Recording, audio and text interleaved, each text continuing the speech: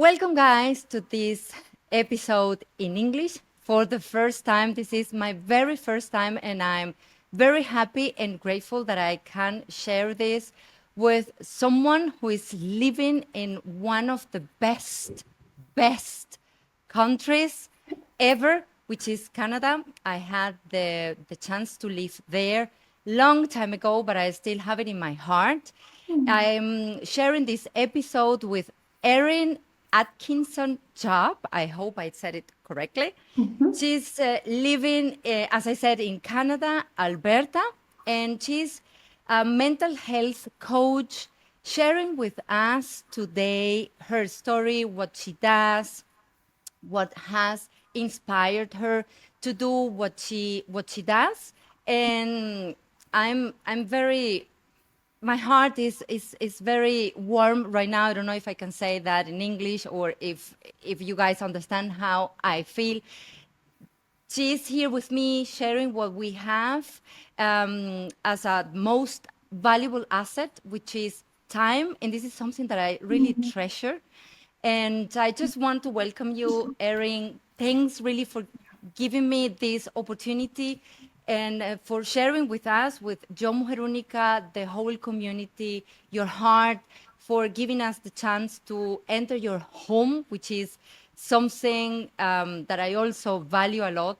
And well, I would like you to introduce yourself and to share with us who you are, what you are doing, and to let us know your passion and all you would like to share with us. Oh, thank you so much. What a great introduction.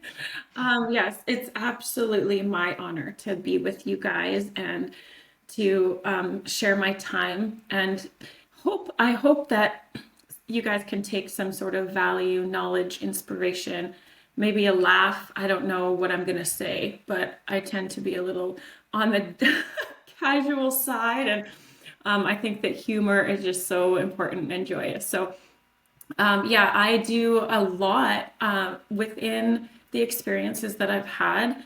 I've been able to gain a lot of knowledge, and with that knowledge, I'm helping people. I love being able to share about not only the mental health aspect of things and coach people with their own mental health journey. That's just like a small piece, a big but small piece. But I'm also a fitness instructor, and I have a passion about physical fitness, but in a slightly different way. It's more like I'm not going to the gym every day. I don't have a gym membership. I believe moving your body in any way that feels good for you is enough, and just maintaining mobility as we age to really enrich your longevity so that you can get up off of the floor and maintain enough muscle mass, but nothing crazy, like I'm not like a let's go to the gym, hit it hard, but I'm more of a we want functional fitness. And then I also do a lot of education in the wellness space in terms of financial wellness, removing toxins from your home and your life, even with the relationships, and just being very aware of what you're putting in and on your body. So yeah, I kind of just encompass the whole wellness piece. So that's a little bit about me. Wow, that's amazing. And you know what? I find all what you have said very important. So I hope you guys at home are taking notes. Obviously, if you have questions, you can all the time write it in the comment section. And just wanted to say that I find what you say very important because myself, I found myself, Erin, I must say, feeling like 80 years old. I'm just 49, and like a year ago I was thinking, "Oh my god, this is it. This is my life." When I was standing up, my feet were aching, my legs, also my mental health was impacted because I was not taking care of enough movement or what I was eating, the kind of food I was just consuming was killing me. Even though it was, I was conscious I was really conscious because I know my body is a temple and I should treat it as such, right? Yes. But I must confess I entered like I don't know how to say, like I was like I don't want to do this, I don't want to do that. I would like just to eat sweets and cakes and pasta and bread, but like or junk food like full time. And in a year, I went completely downhill, and I got so depressed that I really was thinking, oh my God, this is it. This is it. I won't be able to remove the pain I have. But no, it's possible with all what you have said. Yeah, and you're not the only one. And I think that's very, very common. And people can get very confused with all the information out there about what they're supposed to do. And it's like, if you really look, people are going to say eggs are bad, never eat eggs. Oh, oats are bad, never eat oats. It's like there's so much confusion around it. And I think what we really need to remember is just to get back to basics. Just choose natural food, something that has been touched by human hands the least amount of times. And yeah, you know what, we cannot have mental health without our physical health, and vice versa. Like, they go hand in hand. And so I always say to people, when you don't feel like it because your mental health is suffering, always move your body first, because when you move your body, it motivates the brain. And so no matter what, above all else, if you can move your body, you are going to have better mental health. But thank you for sharing that bit, because a lot of that happens with a lot of people, and sometimes it's only like a little tiny shift in what you're eating. Everybody is unique. Everybody's body is unique, so you might not feel great eating red bell peppers. So don't eat red bell peppers. Whereas other people, they will eat those for their main like vegetable every day, all day. But your body has a different response than someone else's. So it's very individual. Yeah, absolutely, absolutely. Before we go straight to the questions, because I would like to get all I can from you. Let me ask you something. You are doing this full time as a mental coach. You are also working with kind of products, or you are doing this as side job. I don't know how to call it. In German would be Nebenjob, but I don't know in English. Or are you doing this full time as a mother, entrepreneur? Well, I don't know if I would say I do anything full time other than being a mama. My child's needs are above all else what I spend most of my time on, and everything else outside of that is what I get to do. And those are those three main things: the mental health coaching, physical fitness, teaching fitness classes. Pound fitness is my specialty. And then the wellness company. So I do marketing and education for the wellness company. And what that is it's health coaching, it's fitness and nutrition, it's awareness and teaching people how to remove toxins in the products that they use, and just helping them connect to their own wellness portal.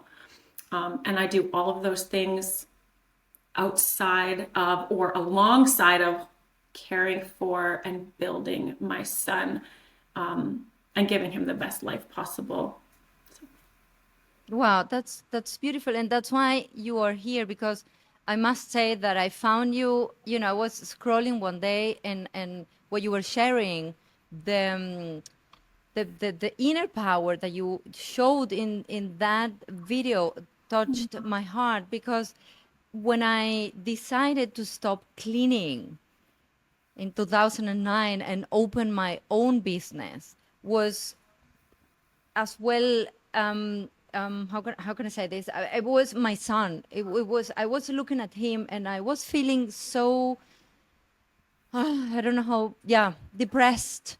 Don't like to use that word, but this is how I was feeling. And I was looking at him and I said, okay, because of you, I need to do something to help you become as much as I can, a healthy adult.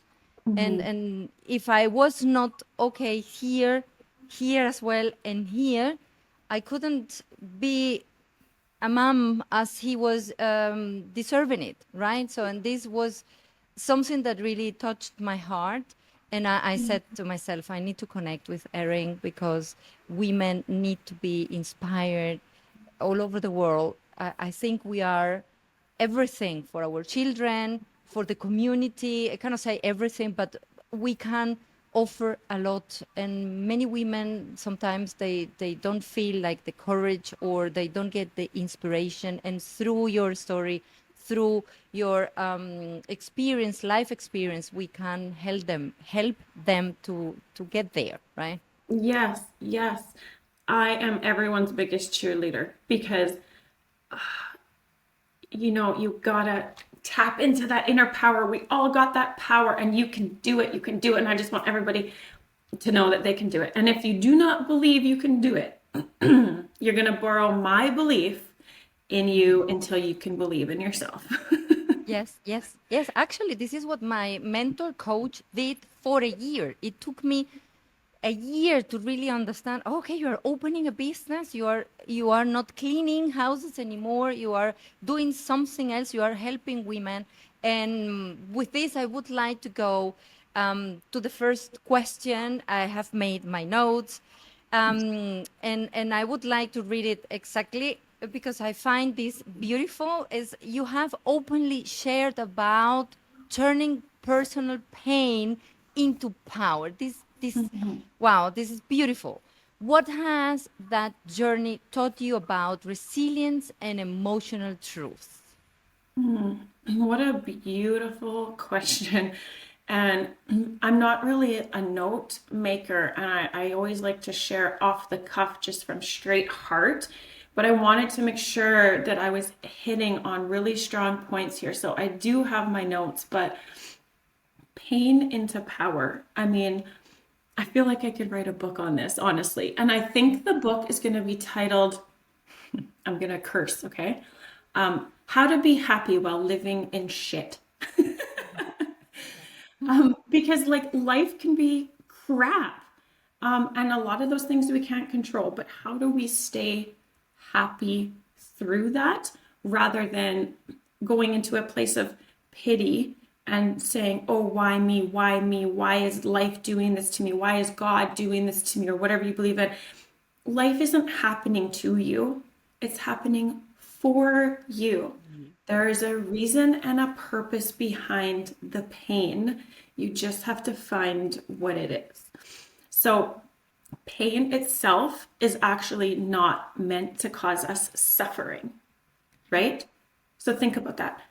Pain is not meant to cause you suffer, it is meant to cause action. Suffering is a choice. If you can have the world's worst things happen, the most difficult things happen, but it's your choice to suffer, or it's your choice to build, grow, learn, adapt through it.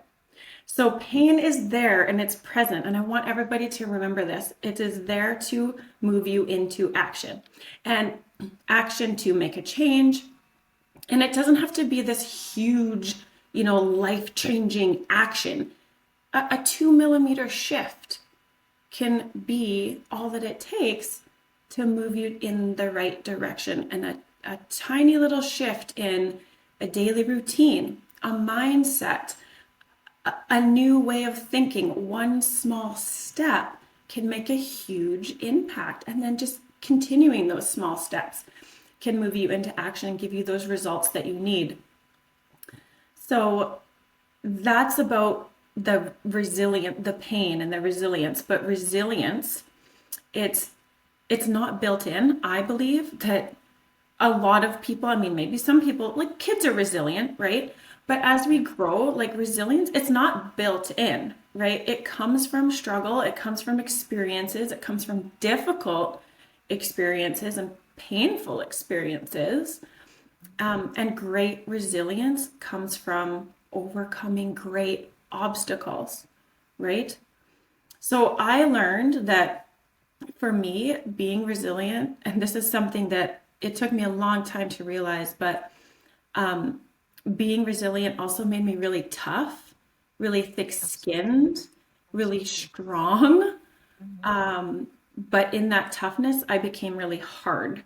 Okay. And being hard actually impacted my relationships and also the way people perceived me, For sure. especially my family and friends, and like those people who I leaned on the most. And I didn't realize that my toughness, my hardness, the fight in me, it was dribbling over into everything else in my life, which wasn't actually that healthy. But I needed to be tough and strong and fight for myself, for my son.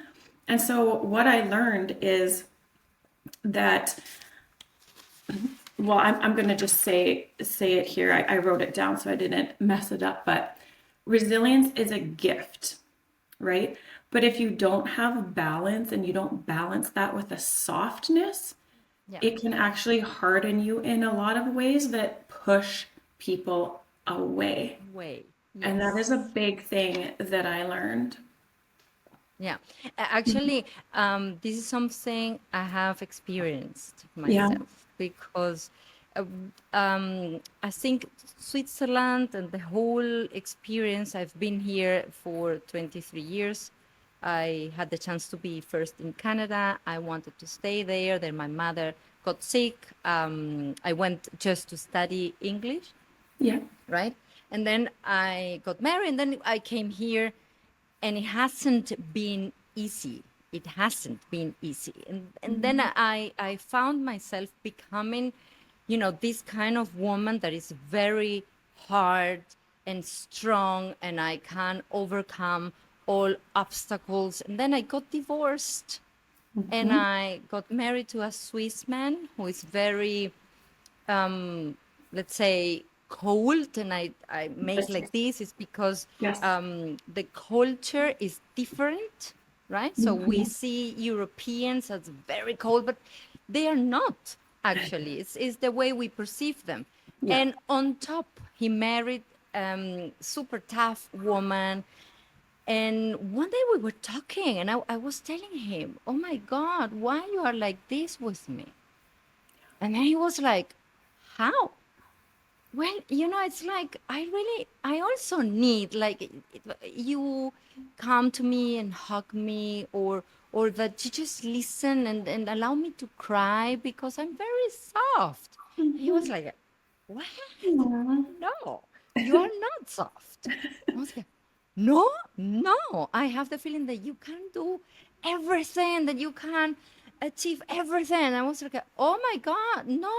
I'm just waiting for you to come to me and hug me and be soft with me." And he's, "How can I be soft with such a tough woman?" And I was like, "Oh, okay. I haven't seen it. If it is not because we were talking about," and then I thought, okay, so many people probably perceive me in the same way. So I have to start looking for that balance in order Mhm. for those people not to walk away from me, and to be there when I need it. And you know what I also realized, Erin, that I forgot, or probably is there in the back of my mind. Mhm.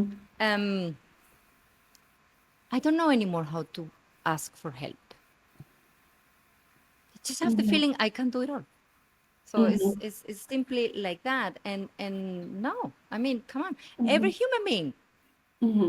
deserve to get a beautiful hug and to be ask for support, and for people to show up and be there because we all need it. It doesn't matter Yeah. if we are a male or female. It is not a gender thing. No. We all need this. It's Yes. beautiful when we get it. Yes, and yeah, we may be strong, smart, capable. We can break down walls. We can do anything, but we're still human. We still need that vulnerability. We still have the need to be nurtured, and so does your man. And so that doesn't make us less strong or less capable, but we all just need that nurturing, that love. And I think as strong women or women who've had to fight for so long, it's really like, it's almost like a fight or flight response. And I know for myself, I've been living in a fight or flight for so many years, and I had to learn to pedal that back. And a great leader actually said once, they said that vulnerability will take you farther than genius. And so that always stuck with me. Yeah. Do you know Renee? I think the name is Renee Brown. She Yes. talks a lot about vulnerability. Yes. It's Yes. beautiful what she explains and everything.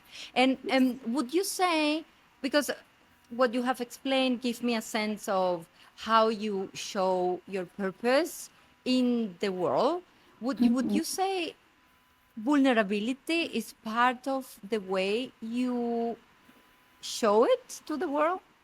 Yes, absolutely. I feel like when I'm in a position of influence, or I'm intending to put something out to the world that is meaningful, impactful, it needs to be relatable, and it has to be real and authentic.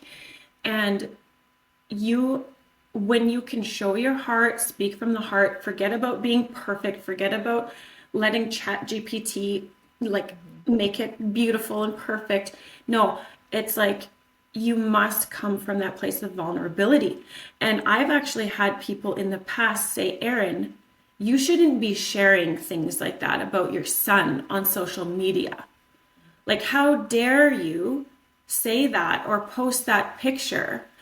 And I thought, oh my goodness. At first I thought, oh my goodness, I am the worst mom ever. I'm being disrespectful. I'm offending people. And then I took the post down or whatever. And then as the time went on, I actually asked my son, I said, how do you feel? Like, you know that we're sharing, and he loves sharing. And I said, do you know that I share like your pain?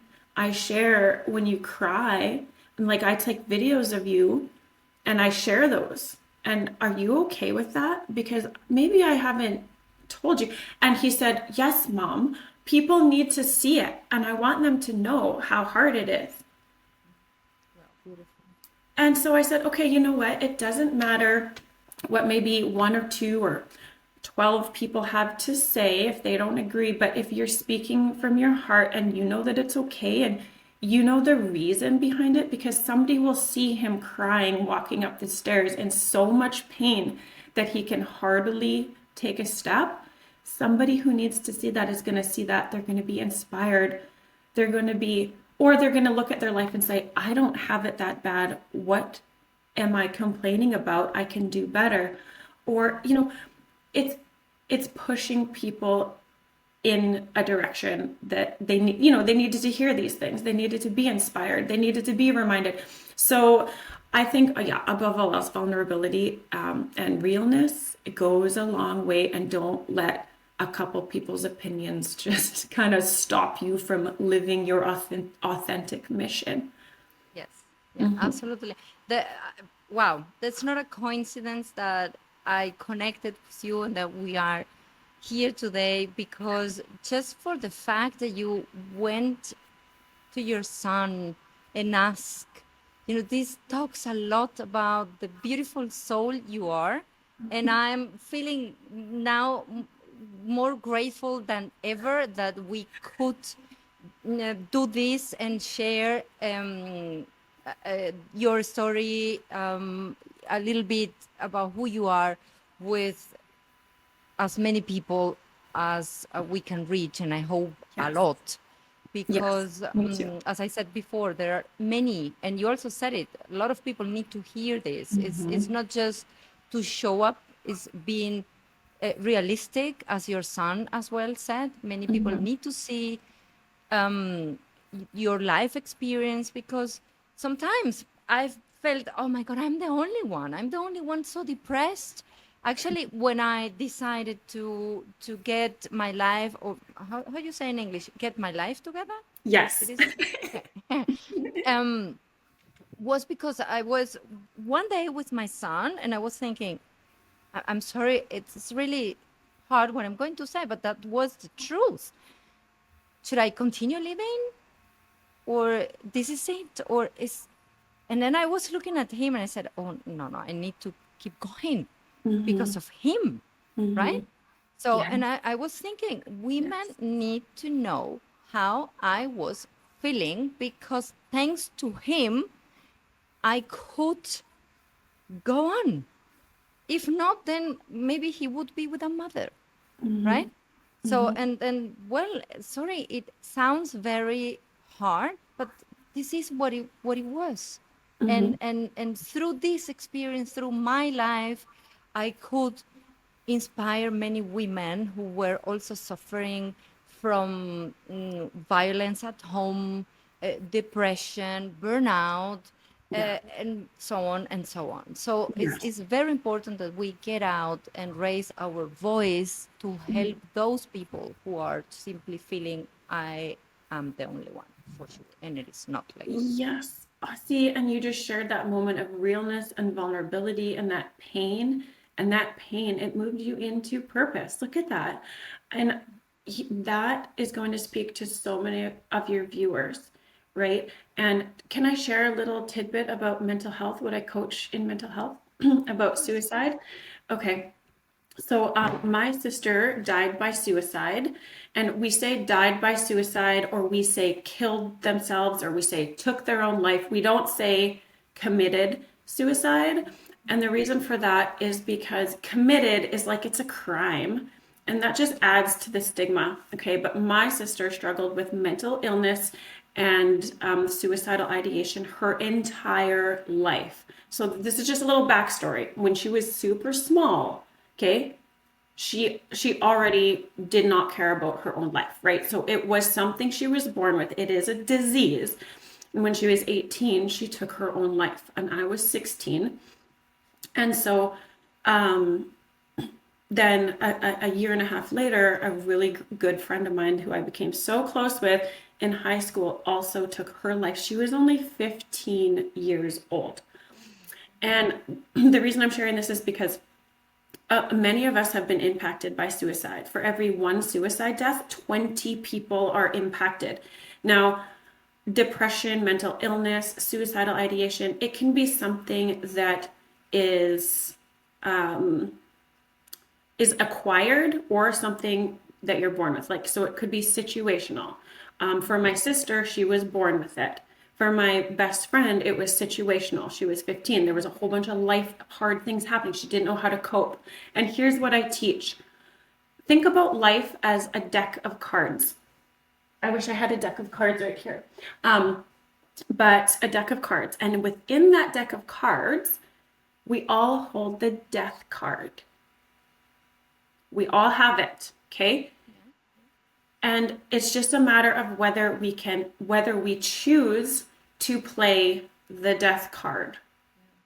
So as a friend, a family member, a community member, those people who are around you, if you know that everybody holds the death card, you can recognize these kind of warning signs in the people that you care about, and you have this concern for them, you can just simply ask them if they're thinking about ending their life or if they've ever thought like that. And then you know that maybe the likelihood of them playing their death card is more likely, and it's our job to help them see all the other cards they're holding, all their resources, all the podcasts, all the other people who feel the same, to not suffer in silence, to talk to this person, to that person, all the coping mechanisms, like how to nurture your mental health, move your body, show them all the other cards, because when somebody is suicidal, their vision is narrowed and all they can see is that death card, and we want to show them all the other cards. That's beautiful. That's beautiful. And actually, many people, women specifically, I work with women, they ask me, why you are helping us so much? I tell them all the time. Actually, I finished just a mini version of a mentorship for business. And they were like, why you're helping us so much? And I tell them all the time is, look, when I needed it, I didn't have anyone. So I know what it is when you probably have no money, because this mini version was free of charge. Most of them are living in Cuba. So the situation is really precarious for Yes. them. Yes, Yes. that's right. So come on, I cannot charge, right? So Mhm. it's my gift to them, to the society, the way I contribute. And it is also because I know when I needed someone the most, I could just hold on to my son, to his eyes, and I was okay. You are the one who is going to be there for me, even though he was 4 years old, Yeah. and I know how it feels. Um, what kind of, because it is really, it's difficult to sometimes use our own tools, like breathing, meditation. Mhm. Sometimes we feel, at least I feel, it doesn't work. What kind of practices do you personally return to when you feel disconnected or overwhelmed? Yeah, me personally, it's always got to be nature and silence. That's really hard to find. Have you ever noticed how hard it is to find silence in this world? Um, so we might not be able to find perfect silence, but it's more like just kind of getting away from the noise. And for me, that's going somewhere in nature. 100%.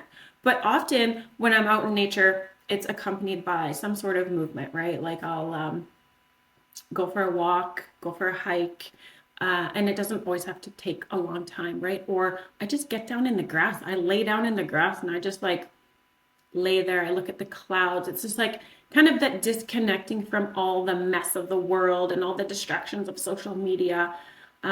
Yeah, so for me, that's always number one.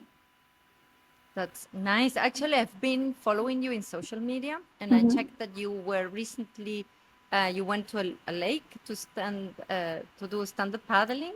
Yes.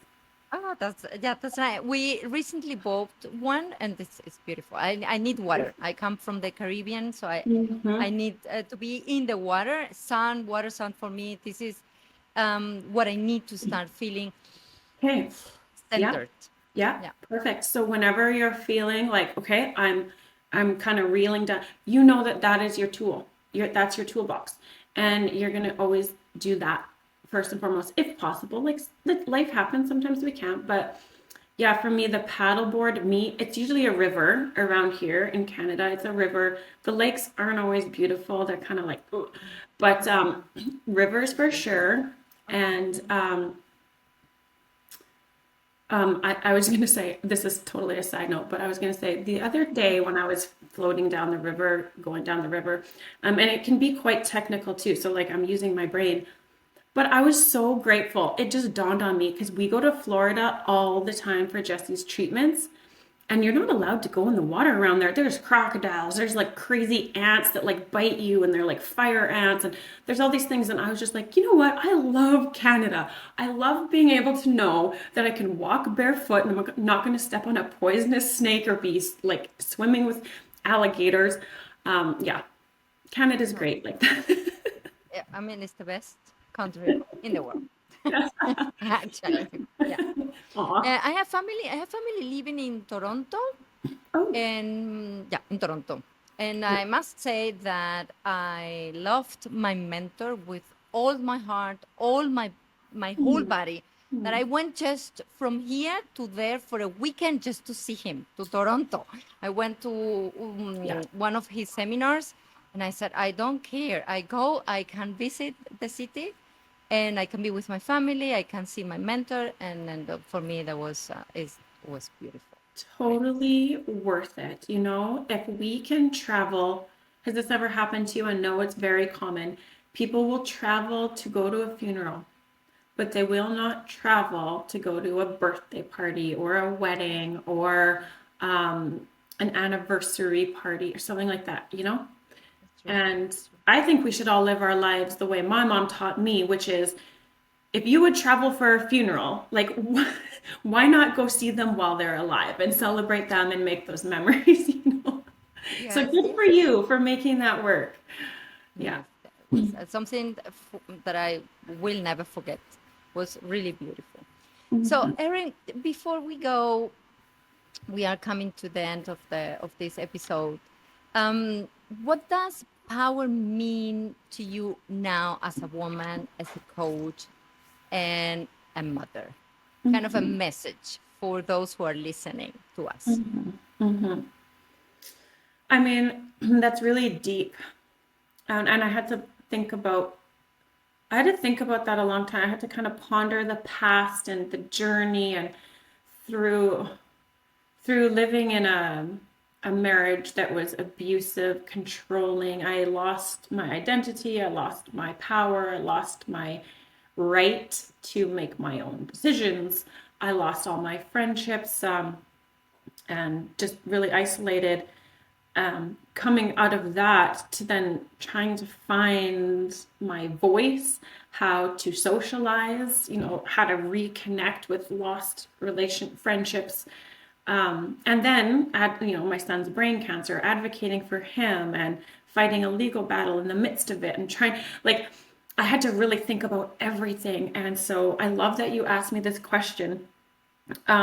Power to me now, it's so many things. It's confidence, and the confidence comes from the experiences. So that just goes back again to being like, the pain is turning into power, because I wouldn't have the confidence I have now if I didn't put myself out there, if I didn't make new relationships, if I wasn't, living my true self, I wouldn't find that inner spark in me again. And action and experiences gave me that confidence back. Power also is like peace. Peace is a huge part of power, I think. And forgiveness is where I'm finding peace. And it's not forgiveness of like forgiving one person for something they did or whatever, but it's like a letting go. It's like a forgiveness of any sort of negative feelings or emotions or self-pity or anything that I'm holding on to that life has given me. It's just like letting it go. It's just like life gave me what it gave me. And rather than being angry about it, I just forgive and let go. And I say, I'm blessed, and like, thank you for these experiences. And that gives me power, that gives me certainty. That gives me the knowledge, the knowing that I can do or handle anything else that comes to me. Power also allows me to be humble. It allows me to recognize and understand other people, connect deeper with other people. Oh my goodness, I'm just gonna cry, because within this humbleness, this understanding, there's so much growth that happens, and it allows me to be able to serve others better. And I truly believe that all this crap that life gave me, they were actually gifts that made me into a powerful woman. But more than being a powerful woman, the power is in the experience. The power is a gift that I can now pass forward and help others to see their power and their potential, and to teach. And then so that they can also find peace. Yeah. Wow, that's really beautiful. I can feel the only thing I can feel coming from you is love, unconditional love. It's amazing when you can find this, because I believe that we as human beings, we waste too much time hating other people and not being able to reconnect, okay, to be connected Yes. with what we really are, with our essence. And the essence is love. It's Yes. love. I mean, if Yes. you can just love, and you're not Mhm. poisoning your body when you feel love. It doesn't matter what is happening outside. As long Mm-hmm. as you can turn whatever is coming to you into an experience, you can learn from, Mm-hmm. and you can turn this pain, as you were sharing with us, into power. I Mm-hmm. mean, you don't need to feel, of course, I understand other people and I also accept their emotions, and that Mm-hmm. is okay. But I also Mm-hmm. needed to learn how Mm-hmm. to transform pain into something that I could live with. And it was not until I understood the love is the only way, Yes. I couldn't start living my life understanding who I truly was and walking through life, living my Yes. truths. Yes. It doesn't matter what other people think about me. Yes. I will just love you. And it is okay if you don't love me back or if you don't understand my way, it's fine. But Yes. I don't want to live in a world where I'm just poisoning my body, because this rage, this anger, this depression is just in here. It's in here. And I'm Mm-hmm. just killing myself and myself. So Mm-hmm. there is no need for that. So Yes.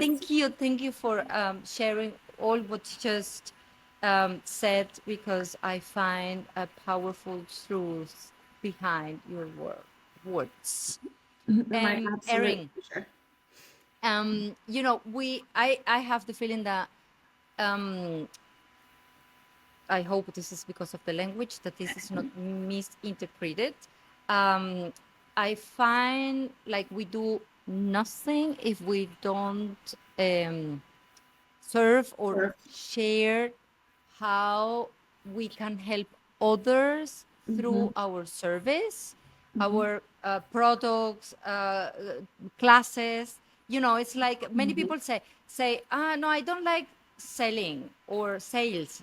But Mm-hmm. why not? I mean, if you don't do this, if you don't share how people can reach to you, your services, your product, there is no good. You cannot keep helping them, right? So Yes. I love selling. I love product services. I would love to know how people can reach out if you are helping other people with your classes online, or how they can connect with you. Yeah.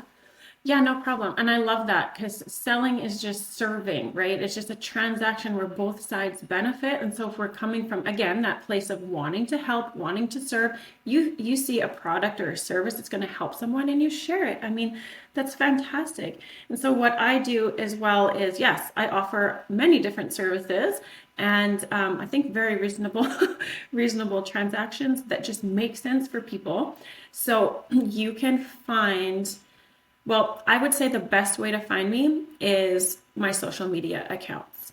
And on my social media accounts, Facebook, Instagram, I'm on TikTok too, but my TikTok was more like a creative outlet when I was, before I was in entrepreneurial business. And so if you want to see some really fun, like dance videos or voiceovers and like the goofy side, you can go there. But find the links to my websites on my social media, Facebook and Instagram. My Instagram handle is Erin Enlightening. And then I'm Erin Atkinson Jeb on Facebook. So on there you can connect. You could also just like personal message me. I have so many messages and I do my absolute best to voice memo every single person back because I truly value and I'm so proud of people for being brave enough to just like reach out to a stranger for help and stuff. So yes, I'm a total open book and here and ready to help. Thank you. In any case, I will leave in the description or your coordinates, so Yep, they can people can find you easily, because the links. I have seen that as well. There are many interesting things that you can offer in terms of products, very healthy ones, very nice, high quality. So Yeah. it is worth you guys to get in contact with Erin and find out all what she has to share, because I can assure you, you won't regret it. Me too. Um, Me too. It'll be the best decision. Yes, Yeah. absolutely. Mhm. Erin, thanks a lot for your time. Thanks a lot for giving me this opportunity. you know me from nothing, and still you open your heart. And you were here with us longer than what I was expecting, but it was so beautiful to listen to you, to get from you your experience and everything that you wanted to share with us. That it was really my pleasure. Thank you. And yes, thank you, Fabi. I'm just honored and so happy that you're so easy to talk to. And I feel like we need to do another one because I still have a book full of notes here that we didn't even touch on. We kind of went in different directions, which I love. So I'd be happy to come back again anytime. Yeah. Oh my God. I was hoping that you say something like this. And I go, oh my God, I need to be in touch with this beautiful soul as much as I can. Of course. I mean, I'm here. Let's continue backstage, let's say. Yes. And I'm happy to have you again and to keep sharing and inspiring people all over the world. Thank Yes. you. Thank you for what you do.